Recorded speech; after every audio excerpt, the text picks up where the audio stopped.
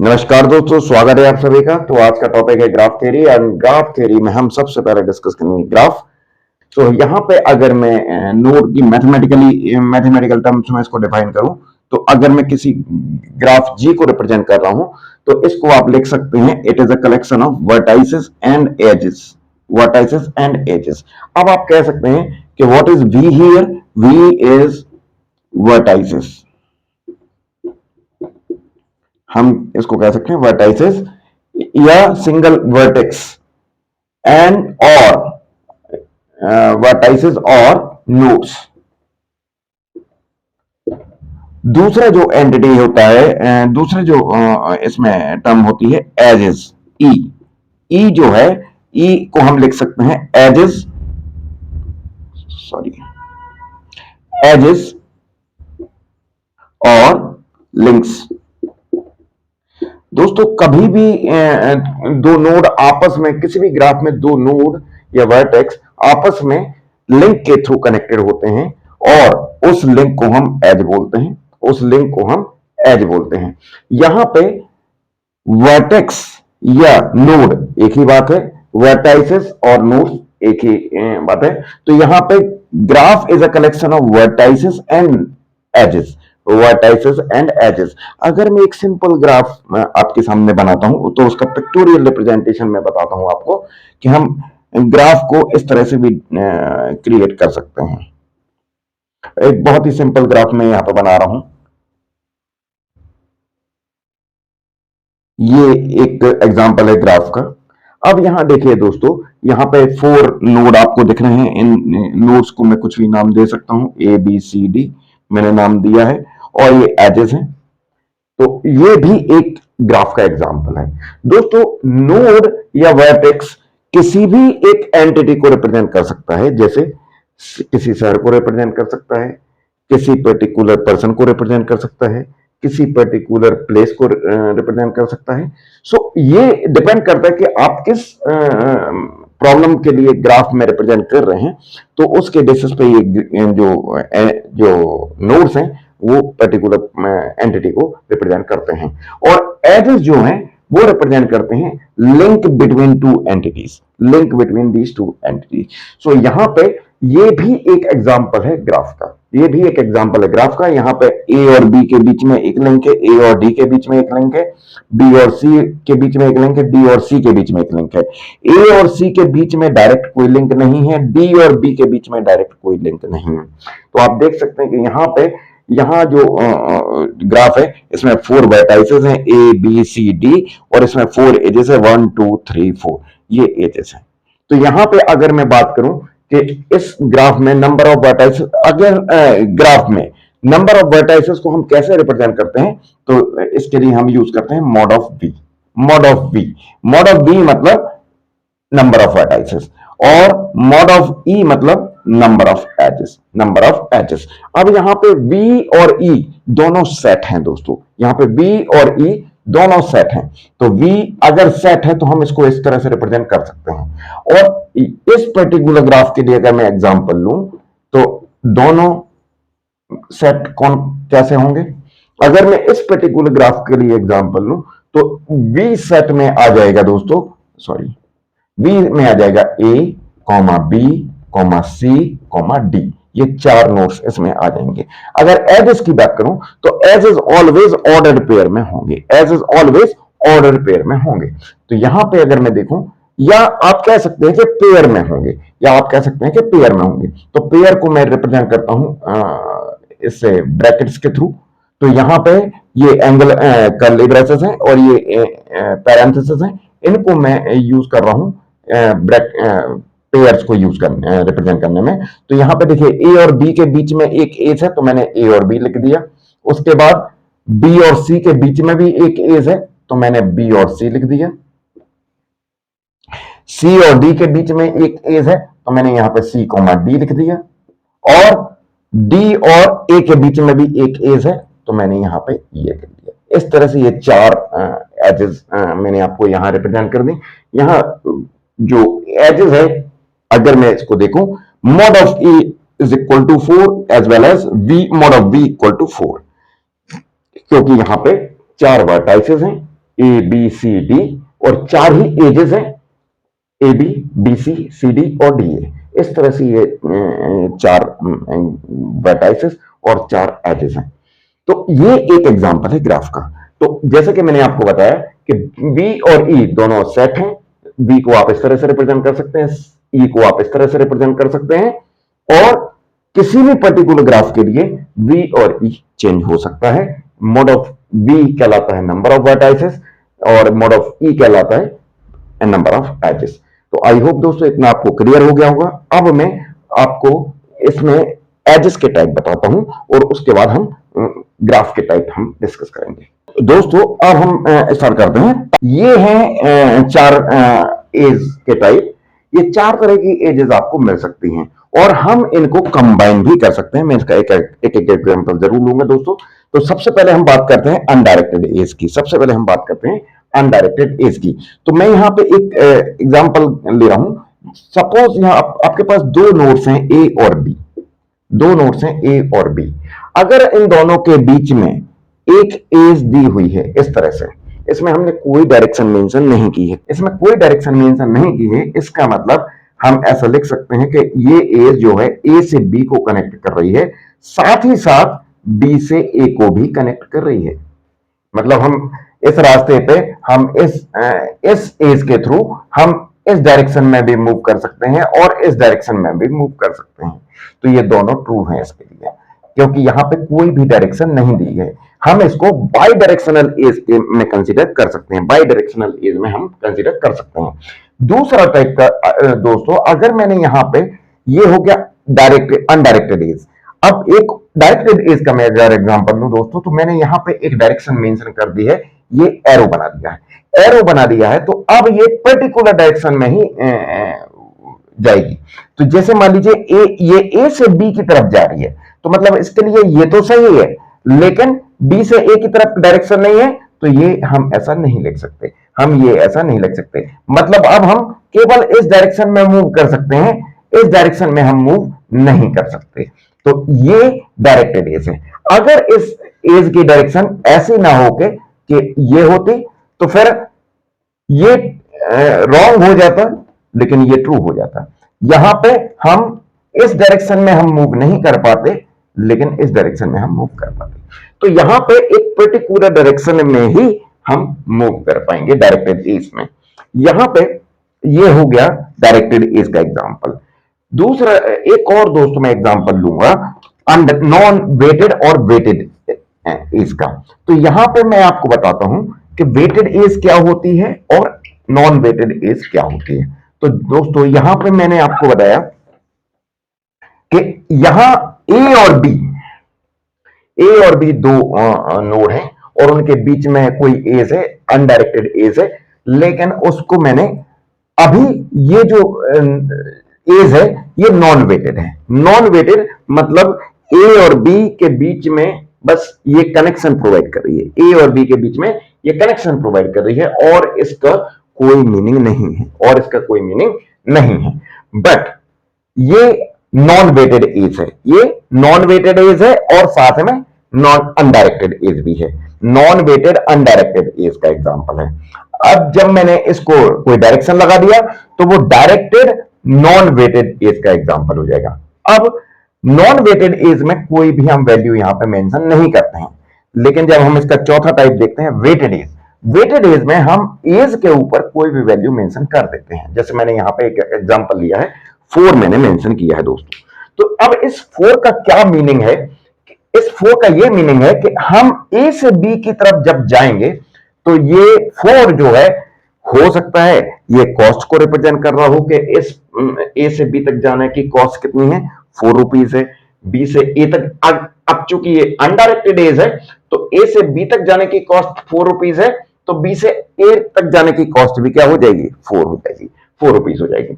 हो सकता है ये जो 4 है, ये वैल्यू है, ये टाइम को रिप्रेजेंट कर रही है कि ए से बी तक जाने में हमें 4 सेकंड का टाइम लगता है, और चूंकि ये अनडायरेक्टेड एज है, तो बी से ए तक जाने में भी हमें कितना टाइम लगता है, 4 सेकंड का टाइम लगता है। जब अनडायरेक्टेड एज पे कोई वेट दिया होता है, तो हम उस दोनों डायरेक्शन के लिए वो वेट की वैल्यू सेम ले लेते हैं। अब दोस्तों ये हो गया वेटेड एज का एग्जांपल, ये हो गया वेटेड एज का एग्जांपल।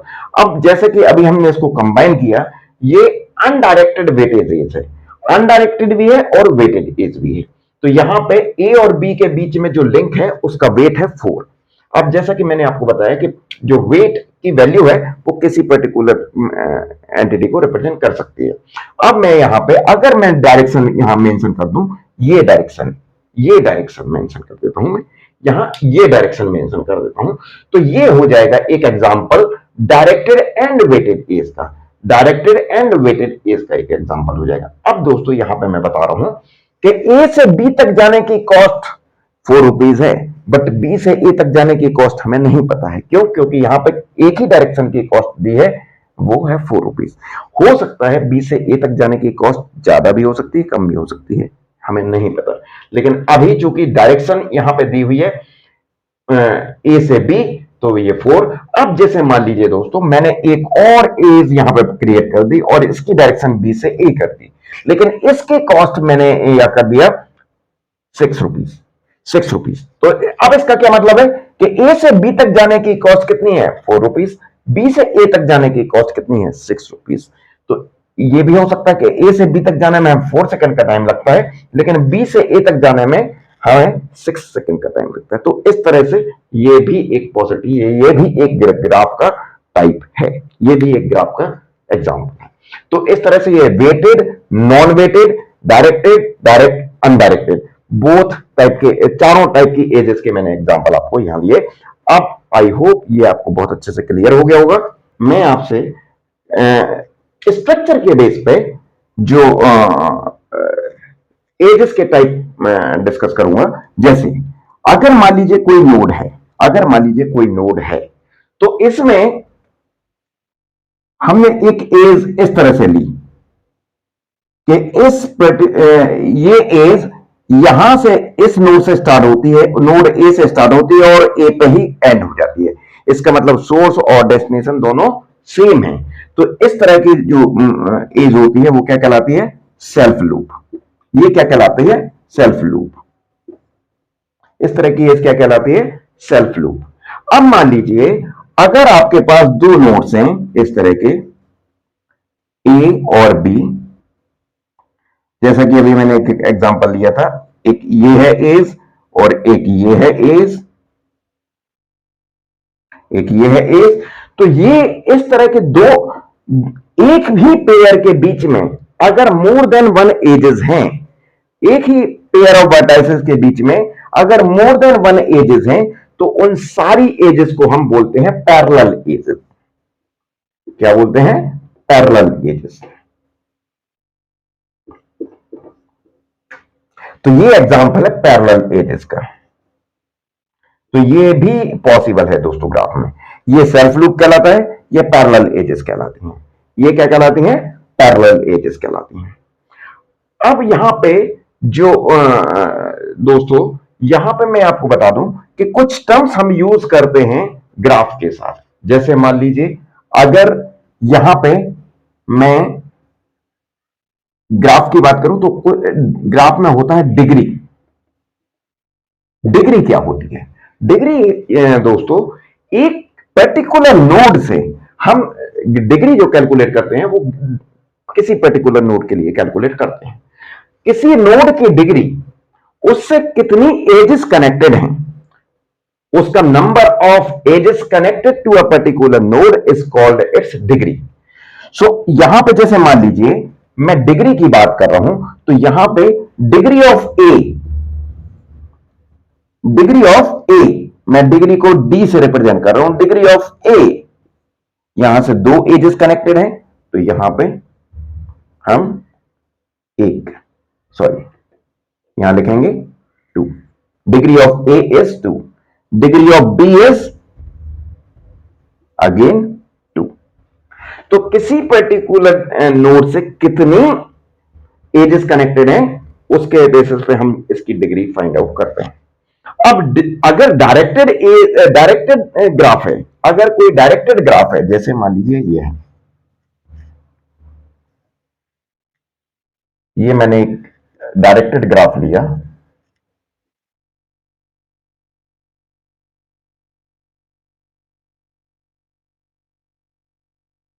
डायरेक्टेड ग्राफ लिया, ए बी सी और डी।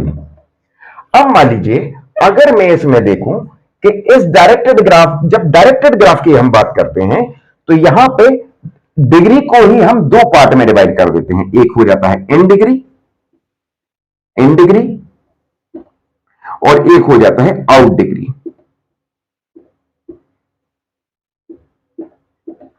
एक हो जाता है आउट डिग्री।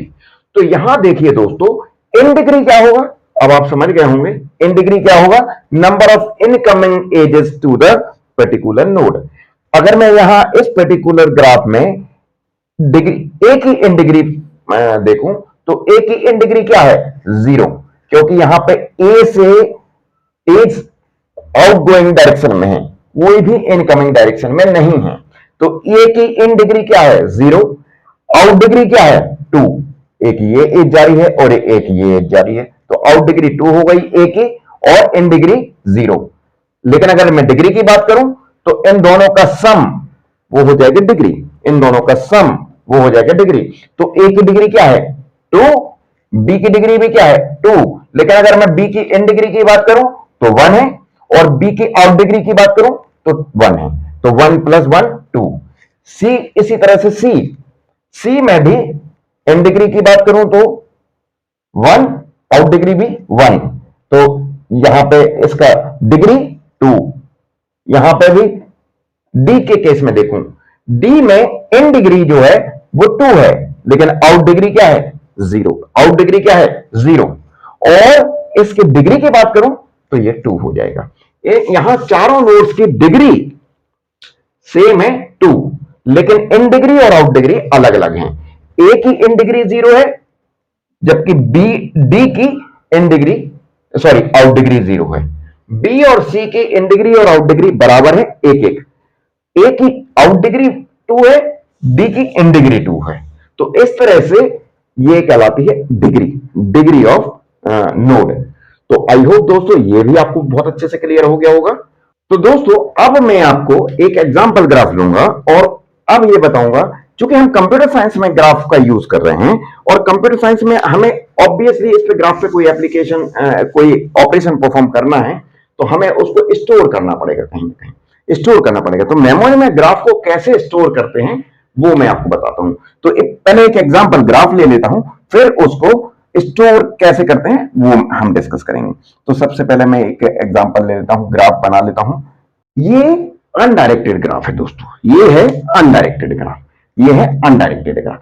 इस ग्राफ में आप देख सकते हैं कितनी एजेस हैं, 6 एजेस हैं और 5 वर्टाइसेस हैं। तो अगर मैं इस पर्टिकुलर ग्राफ की बात करूं तो मोड बी कितना है, 5 और मोड ई कितना है, 6। मोड ई है 6। अब ध्यान देना दोस्तों, जब हम इस ग्राफ को स्टोर करते हैं सिस्टम में तो हम इसको कई तरह से स्टोर कर सकते हैं, कई तरह से स्टोर कर सकते हैं। तो जनरली ग्राफ को या तो लिंक लिस्ट के थ्रू स्टोर किया जाता है या मैट्रिक्स के थ्रू स्टोर किया जाता है, या तो लिंक लिस्ट के थ्रू स्टोर किया जाता है या मैट्रिक्स के थ्रू स्टोर किया जाता है। अब मैट्रिक्स, जब हम जो ग्राफ में दो पर्टिकुलर नोड्स, ग्राफ किसी भी ग्राफ में दो नोड्स जिनके बीच में एक डायरेक्ट एज है, जैसे ए और बी, इनके बीच में एक डायरेक्ट एज है, तो इनको हम बोलते हैं एडजेसेंट नोड। क्या बोलते हैं, एडजेसेंट नोड, एडजेसेंट नोड। तो यहां पे अगर मैं देखूं तो जो मैट्रिक्स के फॉर्म में जब हम इसको रिप्रेजेंट करते हैं दोस्तों, तो यहां हम मैट्रिक्स के फॉर्म में एडजेसेंसी मैट्रिक्स ही बनाते हैं। हम क्या बनाते हैं, एडजेसेंसी मैट्रिक्स। तो ग्राफ को स्टोर करने का एक तरीका होता है एडजेसेंसी मैट्रिक्स, एडजेसेंसी मैट्रिक्स। अब एडजेसेंसी मैट्रिक्स कैसे बनाते हैं हम, तो यहां पे नंबर ऑफ नोड हम जितनी भी हैं उस एडजेसेंसी मैट्रिक्स में इस पर्टिकुलर एग्जांपल के लिए मैं बात करूं तो इसमें कितने नंबर ऑफ नोड और कितने नंबर ऑफ कॉलम बनेंगे, इसमें जितने नोड होते हैं उतने ही रो और उतने ही कॉलम बनते हैं। तो ए बी सी डी और ई ये रो हो गई और ए बी सी डी और ई, ये कॉमन हो गई। अब देखिए दोस्तों, इसमें एंट्री हम कैसे करते हैं? ए और ए से ए के बीच में कोई एज है क्या? नहीं है। यहां पे कोई सेल्फ लूप है क्या? नहीं है। तो अगर कोई एज डायरेक्ट एज नहीं है तो जीरो लिखते हैं। और जिन दो पेयर के बीच में, जिन दो पेयर ऑफ वर्टाइसेस के बीच में डायरेक्ट एज है, उसके बीच में हम लिख देते हैं वन।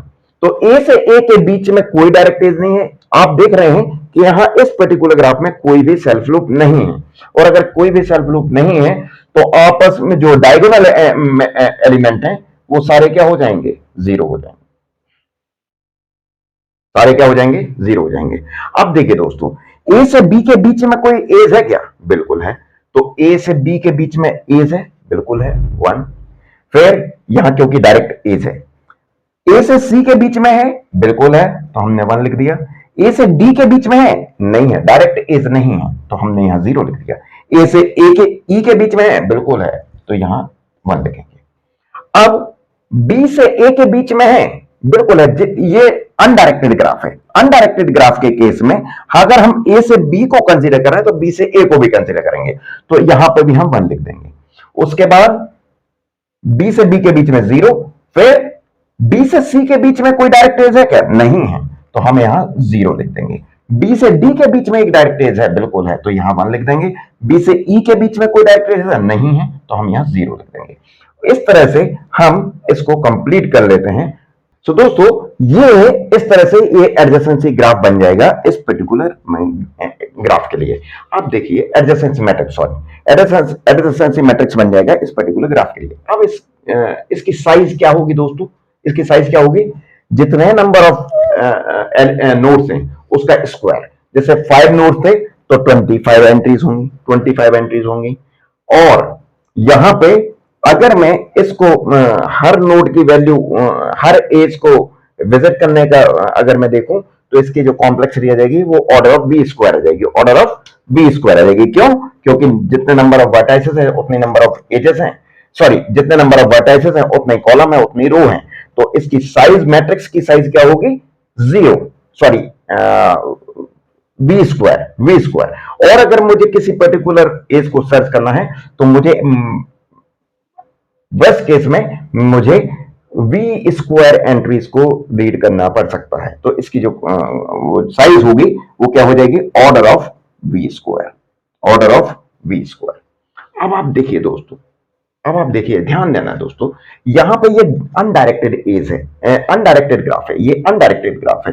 तो जो अगर आप इसको रो वाइज पढ़ना स्टार्ट करें और कॉलम वाइज पढ़ना स्टार्ट करें तो सेम, जैसे 0 1 1 0 1, 0 1 1 0 1, 1 0 0 1 0, 1 0 0 1 0, 1 0 0 1 0, 1 0 0 1 0, 0 1 1 0 1, 0 1 1 0 1, देन 1 0 0 1 0, 1 0 0 1 0। तो ये जो ग्राफ है, ये जो ग्राफ है एक तरह से इसका रिप्लिका है upper half of upper diagonal, जो डायगोनल है वो एक तरह से मिरर इमेज है इसकी। आप देख सकते हैं अनडायरेक्टेड के केस में जो एडजेसेंसी मैट्रिक्स का जो डायगोनल है उसके ऊपर का जो पार्ट है वो नीचे के पार्ट का मिरर इमेज है, या वाइस वर्सा हम बोल सकते हैं। अब आप ध्यान देना दोस्तों, यहां पे कितने नंबर ऑफ वन है? कितने नंबर ऑफ वन है? तो यहां देखिए दोस्तों, कितने नंबर ऑफ वन है? 1 2 3 4 5 6 7 8 9 10 11 12। कितने नंबर ऑफ वन है? 12 नंबर ऑफ वन, 12 है। जबकि हमारे पास एजेस कितनी हैं? 6। 6 नंबर ऑफ एजेस के लिए एडजेसेंसी मैट्रिक्स में कितने नंबर ऑफ वन है? 12। क्या 12 से ज्यादा हो सकते हैं? बिल्कुल नहीं हो सकते, बिल्कुल नहीं हो सकते। क्यों? क्योंकि और 12 भी क्यों है? क्योंकि 6 एजेस हैं, और अगर हम इन एजेस को, ये अनडायरेक्टेड है तो हम इनको दोनों डायरेक्शन में कंसीडर कर रहे हैं, दोनों डायरेक्शन में कंसीडर कर रहे हैं। जब दोनों डायरेक्शन में कंसीडर कर रहे हैं तो हम इसको एक एज को दो काउंट कर रहे हैं, हम एक एज को दो काउंट कर रहे हैं, इसलिए 6 एजेस के साथ 12 वंस यहां आ गए, 12 वंस यहां आ गए। तो ये है एक तरीका एडजेसेंसी मैट्रिक्स में के फॉर्म में इसको स्टोर करने, एडजेसेंसी मैट्रिक्स के फॉर्म में इसको स्टोर करने का। अब एक और मैं तरीका आपको बताता हूं। पहले मैं इसमें थोड़ा सा चेंज कर दूं तो यहां पे फिर मैं आपको एक और कॉन्सेप्ट इसका बताऊंगा। तो यहां पे मैंने डायरेक्शन अब मैं इसमें ऐड कर देता हूं। अब देखिए दोस्तों, मैंने सारे जो एजेस हैं उनमें डायरेक्शन मेंशन कर दी है, डायरेक्शन मेंशन कर दी है। तो अब अगर मैं सेम ग्राफ, इस ग्राफ को मैट्रिक्स के फॉर्म में रिप्रेजेंट करूं, तो अब हम जब बोथ साइड इसको कंसीडर नहीं करेंगे, अब हम ए से बी तक तो एज है, लेकिन बी से ए तक एज नहीं है डायरेक्ट, राइट। तो अब देखिए दोस्तों, यहां पर क्या क्या चेंजेस हो जाएंगे। कोई सेल्फ लूप नहीं है तो ये तो सेम रहेगा, ये तो सेम रहेगा। अब मैं इस पर्टिकुलर ग्राफ में क्या क्या चेंजेस आएंगे वो हम डिस्कस करते हैं। तो देखिए दोस्तों, ये यहां पे अब हम फिर से हम ग्राफ के लिए एंट्री करना स्टार्ट करते हैं। अगर डायरेक्ट एज है तो हम 1 एंट्री रखेंगे, और अगर नहीं है तो हम 0 एंट्री लिखेंगे। तो ये ए से बी की डायरेक्शन है, तो हम ए से बी की तरफ इसको हम 1 लिख सकते हैं। बी से ए से सी के बीच में कोई लिंक है? नहीं है, क्योंकि इसकी डायरेक्शन रिवर्स है, तो यहां पे 0 आएगा। फिर ए से डी की तरफ कोई लिंक है? नहीं है, तो ये भी 0 आएगा। ए से ई की तरफ कोई लिंक है? नहीं है, तो ये भी 0 आएगा। क्यों नहीं है? क्योंकि इसकी डायरेक्शन ई से ए की तरफ है, ए से ए की तरफ नहीं है।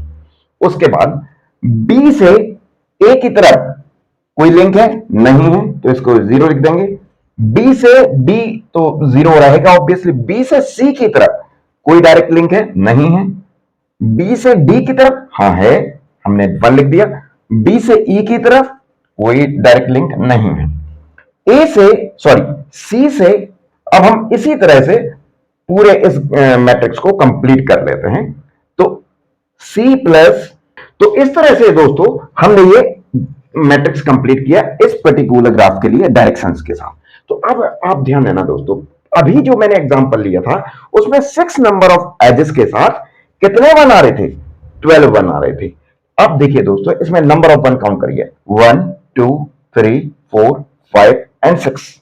इसका मतलब अगर ग्राफ आपका डायरेक्टेड है ग्राफ है, तो वहां पे number of ones in the adjacency matrix will be exactly equal to the number of edges in the graph, equal to number of edges in the graph। और अगर आपका ग्राफ अनडायरेक्टेड है तो number of ones in the adjacency matrix will be exactly twice of number of edges। तो यहां पे indirect के case में 12 वंस आ रहे थे, लेकिन डायरेक्टेड के केस में 6 1 आ रहे हैं, जो कि नंबर ऑफ एजेस के इक्वल है। तो इस तरह से ये एडजेसेंसी मैट्रिक्स के फॉर्म में हम इस तरह से इसको स्टोर करते हैं। आई होप दोस्तों ये आपको बहुत अच्छे से क्लियर हो गया होगा। अब इसका size order of b square होता है, इसका size order of b square होता है। इसलिए अगर हमें इस पर कोई ऑपरेशन परफॉर्म करना है तो हमें ऑर्डर ऑफ बी स्क्वायर का टाइम लगेगा। तो हम एक और अप्रोच देखते हैं जिसमें साइज थोड़ा कम होता है और उसमें कॉम्प्लेक्सिटी भी कम हो जाती है। तो अब हम एक और इसका वे देखते हैं। तो अब हम यहां पे हम एडजेसेंसी मैट्रिक्स के बजाय अब हम यूज कर रहे हैं एडजेसेंसी लिस्ट। और एडजेसेंसी लिस्ट बनाने के लिए किसी ग्राफ के लिए हम लिंक लिस्ट का यूज करते हैं दोस्तों, लिंक लिस्ट का यूज करते हैं। अब मान लीजिए यहां पे ए बी सी डी और ई ये इस तरह से 5 नोड्स हैं, तो वो हमने यहां ले लिए। अब हम यहां पे ए के साथ हम कितने इसमें स्टोर रखेंगे? तो ए से डायरेक्ट एज है बी के लिए, तो हम यहां पे बी लिख देंगे। ए से डायरेक्ट एज सी के लिए है क्या? नहीं है, हम नहीं लिखेंगे। ए से डी के लिए कोई डायरेक्ट एज है क्या? नहीं है। ए से ई के लिए नहीं है, ए से बस केवल बी के लिए। अब यहां पे बी के पास ये डायरेक्टेड एज के लिए मैं कंसीडर कर रहा हूं। अब देखिए बी से ए के लिए डायरेक्टेड एज है क्या? नहीं है, बी से सी के लिए है, नहीं है। बी से डी के लिए है क्या, है, तो हमने डी लिख दिया। अब यहां पे ए से ई, बी से ई के लिए भी नहीं है, सी से ए के लिए है, बिल्कुल है, तो मैंने सी के साथ ए लिख दिया। सी से डी के लिए है क्या, बी के लिए है क्या, नहीं है। सी से डी के लिए है क्या, नहीं है। सी से ई के लिए है, नहीं है, केवल ए के लिए है। अब डी से देखते हैं दोस्तों, डी से ए के लिए कोई एज है क्या, नहीं है। डी से सी के लिए कोई एज है क्या, नहीं है, सॉरी सी के लिए है। डी से बी के लिए है, नहीं है, तो हम यहां सी लिख देते हैं क्योंकि सी के लिए एज है। डी से ई के लिए है क्या, नहीं है, तो हम केवल डी लिखेंगे, सॉरी सी लिखेंगे। अब ई के पास आते हैं, ई के लिए देखते हैं। ए से सॉरी ई से ए के लिए है, बिल्कुल है, तो हमने ए लिख दिया। ई से बी के लिए है, नहीं है। ई से सी के लिए नहीं है। ई से डी के लिए है, तो हमने डी लिख दिया। तो ये अब देखिए दोस्तों कि प्रीवियस अप्रोच में जब हम मैट्रिक्स के फॉर्म में स्टोर कर रहे थे तो उसका साइज कितना आ रहा था, order of b square, order of b square, मतलब 5 नोड हैं हमारे पास, तो हमें 25 एंट्रीज क्रिएट करनी पड़ेंगी, 25 वैल्यूज स्टोर करनी पड़ेंगी। अब यहां देखिए दोस्तों, अगर हमारे पास 5 नोड्स हैं, 5 नोड्स हैं, तो नंबर ऑफ एंट्रीज कितनी हो रही हैं, हम 1 2 3 4 5 एंड 6, नंबर ऑफ एंट्रीज कितनी हो रही हैं, केवल 6 एंट्रीज हो रही हैं, केवल 6 एंट्री हो रही हैं। और 5 नोड्स के लिए केवल 6 एंट्री हो रही है, मतलब कि ये 6 कैसे आया, नंबर ऑफ एजेस की, नंबर ऑफ एजेस के इक्वल, वो भी कब, जब ये डायरेक्टेड कीज है। डायरेक्टेड एज के केस में जो लिस्ट एडजेसेंसी लिस्ट की जो साइज होगी वो कितनी होगी, 6, exactly equal to the number of edges. अब अगर ये अनडायरेक्टेड एज होती, अनडायरेक्टेड एज होती, तो हम दोनों डायरेक्शन में कंसीडर करते। अगर ए से बी की तरफ वो लिंक है तो बी की लिस्ट में भी ए जरूर होता, तो फिर ये कितने एंट्रीज हो जाती, इसमें 12 एंट्रीज हो जाती। जो लॉजिक हमने 1 के लिए लगाया था, नंबर ऑफ 1 के लिए लगा था, सेम लॉजिक यहां पे भी होगा। तो उस केस में लिस्ट के साथ अनडायरेक्टेड के केस में भी लिस्ट की साइज कितनी होगी, 12, लिस्ट की साइज कितनी होगी 12, जबकि एडजेसेंसी मैट्रिक्स की साइज कितनी हो रही थी 25। एडजेसेंसी मैट्रिक्स की साइज दोनों केसेस में 25 ही थी, लेकिन एडजेसेंसी लिस्ट के केसेस में, डायरेक्टेड के केस में लिस्ट की साइज 6 है और अनडायरेक्टेड के केस में लिस्ट की साइज 12 है। इसका मतलब एडजेसेंसी लिस्ट का अगर हम यूज करते हैं तो यहां पे हम स्पेस सेव कर सकते हैं, और अगर हम कोई ऑपरेशन परफॉर्म करना चाहते हैं ग्राफ में तो वहां पे भी जो रीडिंग टाइम होगा, हमें 25 एंट्रीज को पढ़ने के लिए 25 सेकेंड यूनिट ऑफ टाइम चाहिए, लेकिन 12 एंट्रीज या 6 एंट्रीज को पढ़ने के लिए केवल 6 यूनिट ऑफ टाइम चाहिए। तो यहां पे इसकी टाइम कॉम्प्लेक्सिटी भी कम हो जाएगी, इसकी स्पेस कॉम्प्लेक्सिटी भी कम हो जाएगी दोस्तों। तो ये 2 तरीके हैं ग्राफ को स्टोर करने के कंप्यूटर की मेमोरी में। आई होप दोस्तों ये आपको बहुत अच्छे से क्लियर हो गया होगा। आज इस वीडियो में इतना ही, नेक्स्ट वीडियो में हम डिस्कस करेंगे type of graph. Thank you so much.